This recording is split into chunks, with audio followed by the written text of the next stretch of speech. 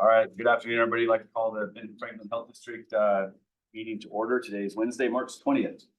We are going to move on into executive sessions. Do we want to, could we do all four of them? Or do we need to come in and out? We're because of different ones, we Okay. come in and out. How much do you want for the first one? Brandy? 5 minutes. 5 minutes? What she said. Okay. Okay, so we'll go into executive session, discussion with legal counsel about current or potential litigation. The time is 1:31. Yep. Good to see you. Yeah. Hi there.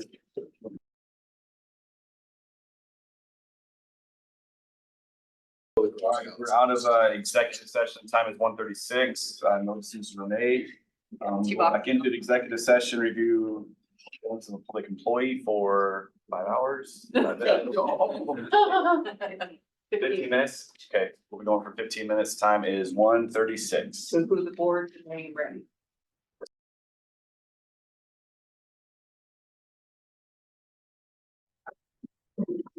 All right, we're out of executive session. Notices were made. The time is 1:52.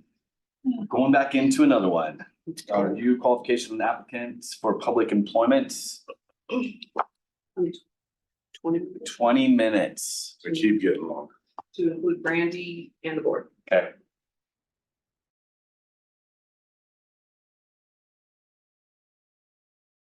All right, we're out of executive session. The time is 2:12. Notices were made. Going back into one more. Review qualifications applicant for public employment. Yes. For how long? 10 minutes. To include Brandy and Janae and the board. There you go.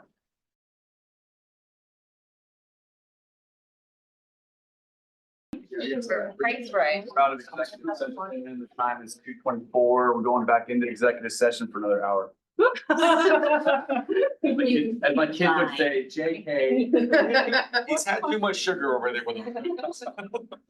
All right, we're gonna move on to, can we get approval of February 28th, 2024 regular Board of Health meeting minutes? I'll move approval.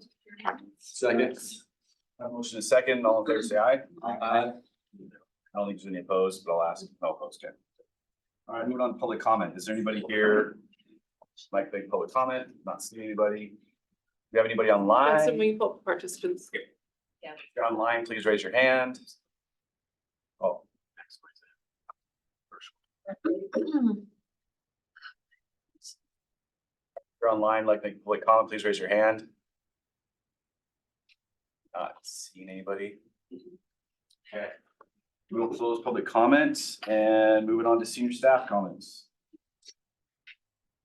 Any? None? None? Wow. Unfinished business, none. Okay, new business. Miss Heather. I just have a few short comments. It'll only take me an hour, hour and a half. We'll be out of here in no time. All righty, a couple of quick things from Office of the Health Officer. Last week, Department of Health met with all the health officers across the state to review the CDC COVID guidelines. And they were looking for concurrence in accepting them, which of course they did. They actually align with Oregon and California, so it made sense for us to align with our counterparts. But what it doesn't do is change the guidelines for healthcare settings, nor any rules and regulations guidelines with labor and industry. So what it really does try to do is, and you'll appreciate from the medical world, kind of normalize COVID into it is another respiratory illness along with RSV, cold, flu, that can be deadly. There are things we can do to protect ourselves and really trying to frame it more in another respiratory infection to be cautious about. And DOH did add a couple of extra recommendations like if you think you have COVID, go ahead and test. If you test positive, wait till you test negative to be around high-risk people. And again, really focusing on that, not exposing high-risk people.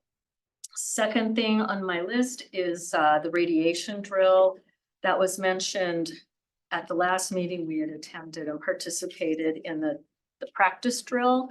Well, next week we're going to have the real thing, and it's the every 8-year FEMA required drill for the power plant has a release, and then we all get to sit around, and several county commissioners, you were there, you were right across the computers from me at the last one. And it is graded, it occurs every 8 years, involves this time multiple counties in Washington. It will involve Oregon as well. They're doing a 4-day drill, we're doing a 2-day. And it involves a lot of players, not just public health, but certainly county commissioners, players within our community, such as hospitals, firefighter, EMS, sheriff, state patrol, Department of Ag, I guess, will have a heavy involvement in this particular drill. And that is it. Anybody have any questions? Anybody? See, I gave you an hour and 20 minutes. Thank you. All right, review of approval of resolution 2402. Yes, so in your package, you should have your first draft resolution. This is recognizing the transition from Dr. Luck previously to Dr. Lindquist as our interim health officer. So we did not have a previous resolution on file for Dr. Lindquist. So we want to put this one on file for March as our recognition for an interim. So I'll go ahead and read this into the record. Whereas Bob Lutz, MD, who was the current interim health officer in times of need for the Benton-Franklin Health District, has resigned, and it is appropriate for the Board of Health to appoint an interim position as acting health officer while Benton-Franklin Health District pursues recruitment of a replacement position. Now therefore be it resolved. Scott Lindquist, MD, MPH, current state epidemiologist for Department of Health, has accepted interim appointment and is hereby recognized as interim acting health officer for the Benton-Franklin Health District through March 31st, 2024. Requests for health officer appointments are made by the administrator or in the administrator's absence by the chairman of the Board of Health. Be it further resolved, Dr. Lindquist is vested with all rights, powers, and authorities authorized by Washington state law pursuant to a health officer's duties and responsibilities when requested to act. Questions? None? Okay. Can we get a motion? Mr. Chairman. Move to approve resolution 24-02. Appointment of interim health officer, Dr. Scott Lindquist. We have to do the whole thing. Motion and a second. All in favor, say aye. Aye. Any opposed? All right, thank you. Another one. Yes. You got a couple more. Yeah.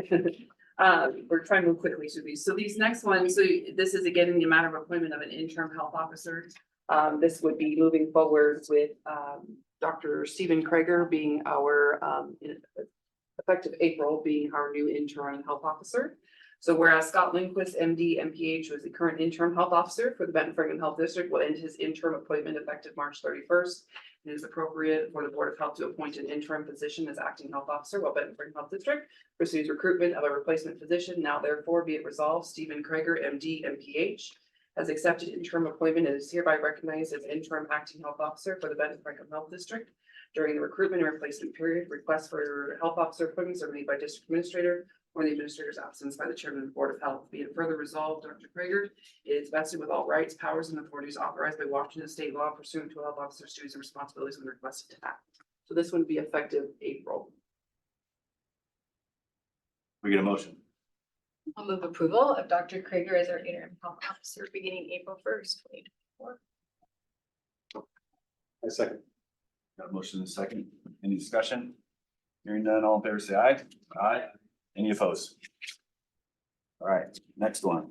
Okay, so now that we have Dr. Lindquist and Dr. Krager moving forward, we need to update our appointment of interim health officer in times of need. I know it seems redundant, but this will help us stay forward that if something were to happen past April and we need to default back to Dr. Lindquist, this resolution would keep us up to date with that interim appointment.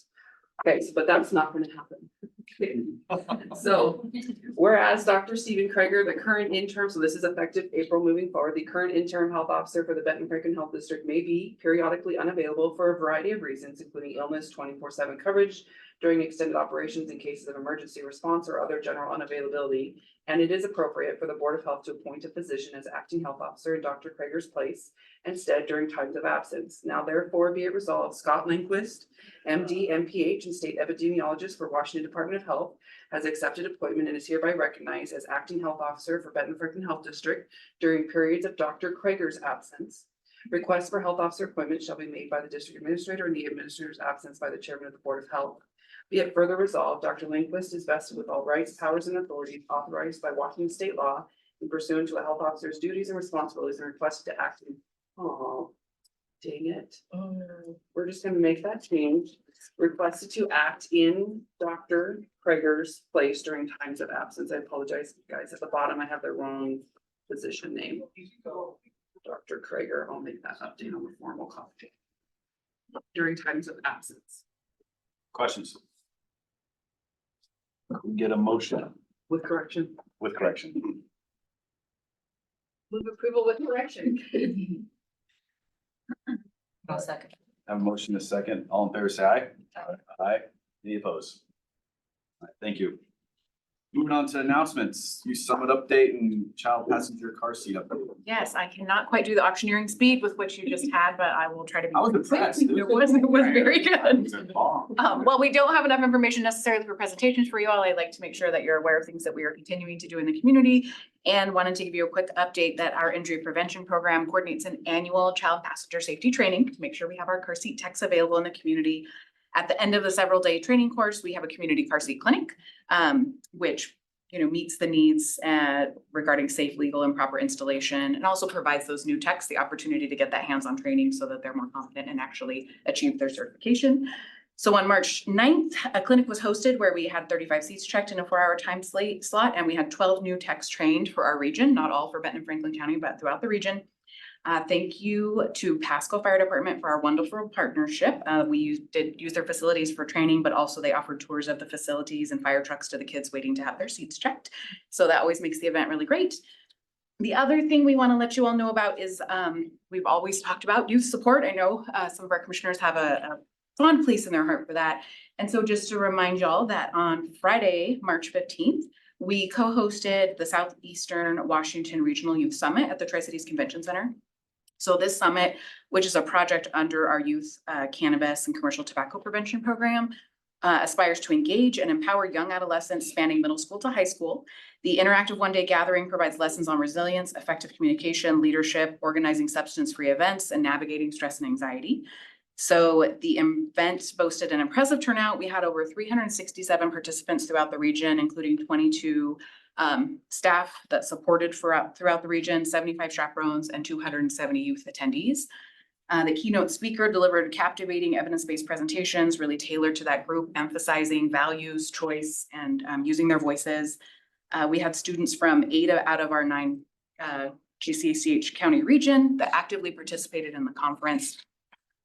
And a big thanks to Catholic. Again, we always want to thank our partners for their funding. They had an artful response training from the ESD 123, and they used presenters guided students through using Zentangle art to unleash creativity and provided t-shirts to all of the kids that came to the conference.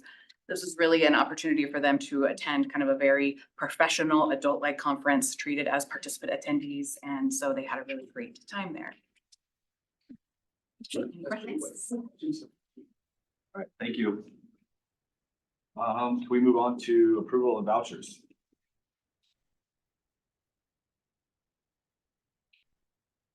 I move that the Board of Health approves payments of voucher numbers 17-2024 2024 in the amount of $905,129. I'll second. Motion is second. All in favor, say aye. Aye. All right. Going on to closed session. And then real quick, Janae, before we do this, do you guys want Yes, these we do. back? So I just want to make sure, okay. Yes. Yeah. So going forward, this treatment. It's similar to exec session, so we're gonna close the meeting. Okay. Brandy, how long? What you do? 10 minutes, Okay. to include the board and yourself.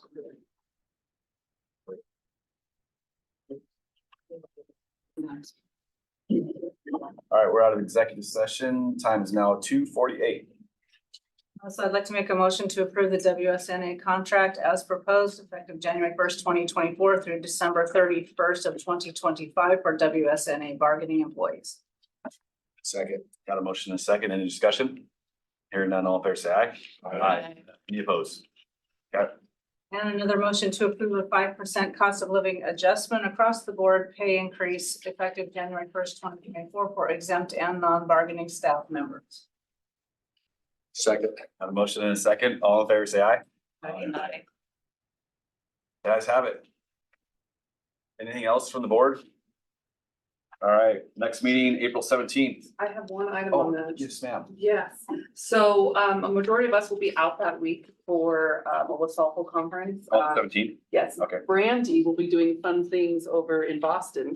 We can talk to you about that later. But we were wondering if we could either cancel the meeting or reschedule it for a different day in April, since most of us will be out. What is, So the fourth Wednesday would be the next option. What are you preferring, canceling? So I the would never 17th. choose that. Yeah, publicly you're not. are you guys, what's your guys' schedule for like 24th, the following The week? 24th. Does that work?